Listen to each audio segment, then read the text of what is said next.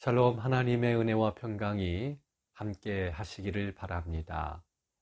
오늘 나눌 말씀은 에스라 3장 12절과 13절입니다.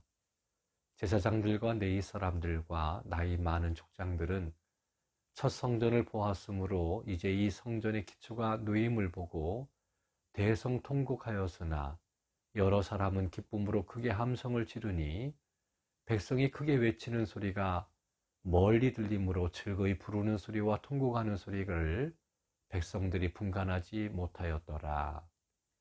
기쁨과 통곡의 소리라는 제목으로 은혜를 나누고자 합니다. 바사왕 고레스가 마음이 감동되어 하나님의 백성을 고국으로 돌아가도록 공포했습니다. 사로잡혀간 이스라엘 백성들이 다시 고국으로 돌아가는 것은 하나님의 큰 은혜가 아닐 수 없습니다. 하지만 지금 살고 있는 터전을 놓고 다시 고국으로 돌아간다는 것은 쉬운 일은 아니었습니다. 먼저 물질적 희생을 각오해야 했습니다. 바벨론에 살면서 자신들이 닦아놓은 사업 기반을 포기해야 했고 토지와 가옥 등 고정 자산을 포기해야 했습니다. 둘째, 가족과의 이별을 각오해야 했습니다. 온 가족이 함께 고국으로 돌아간다면 문제가 없겠지만 그곳의 원주민들과 결혼하여 살던 사람들에게는 간단한 문제가 아니었습니다. 셋째, 육신의 고통을 각오해야 했습니다. 바벨론에서 팔레스틴까지 약 2400km 이상의 광야길을 통과해야만 했습니다. 특별한 교통수단이 없던 당시 상황에서 노약자를 이끌고 물건을 휴대한 채 그 먼 거리를 지난다는 것은 쉬운 일이 아니었습니다. 그리고 바벨론 군대의 공격으로 완전히 폐허가 된 곳의 예루살렘 성전 및 성벽을 재건해야 하고 자신들의 거처도 신축해야 했습니다.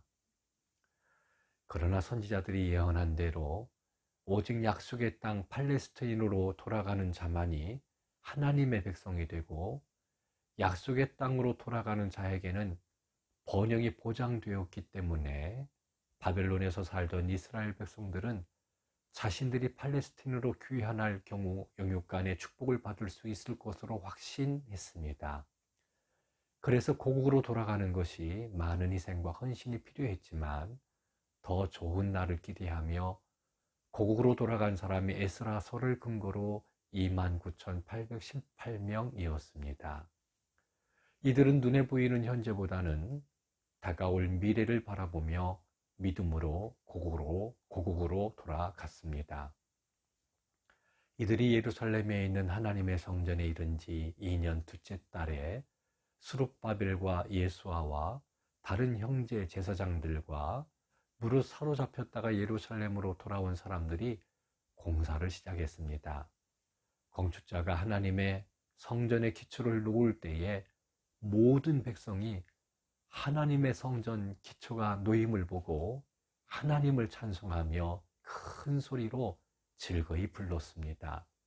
첫 성전을 보았던 제사장들과 레위 사람들과 나이 많은 족장들은 첫 성전을 보았으므로 이제 이 성전의 기초가 놓임을 보고는 대성통곡했고 여러 사람들은 기쁨으로 크게 함성을 질렀습니다. 백성이 크게 외치는 소리가 멀리 들리므로 즐거이 부르는 소리와 통곡하는 소리를 백성들이 분간하지 못했다고 기록하고 있습니다. 역사적인 순간입니다. 무너진 하나님의 성전이 다시 세워지고 있다는 것은 멸망한 이스라엘이 다시 살아나는 것을 의미합니다.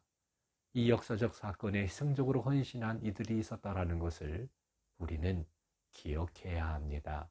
하나님의 약속을 바라보고 갈대아 우르를 떠났던 아브라함처럼 바벨론을 떠나 팔레스틴으로 귀환한 사람들을 통해 무너진 성전의 기초가 다시 세워졌습니다. 꿈에도 생각지 못했던 일들이 귀환한 사람들에 의하여 이루어졌습니다. 그리고 그 중심에는 하나님이 계셨습니다. 다가올 영광의 나라를 바라보고 귀환한 이스라엘 백성처럼 오늘을 주님께 헌신하며 사시기를 바랍니다. 사랑하고 축복합니다.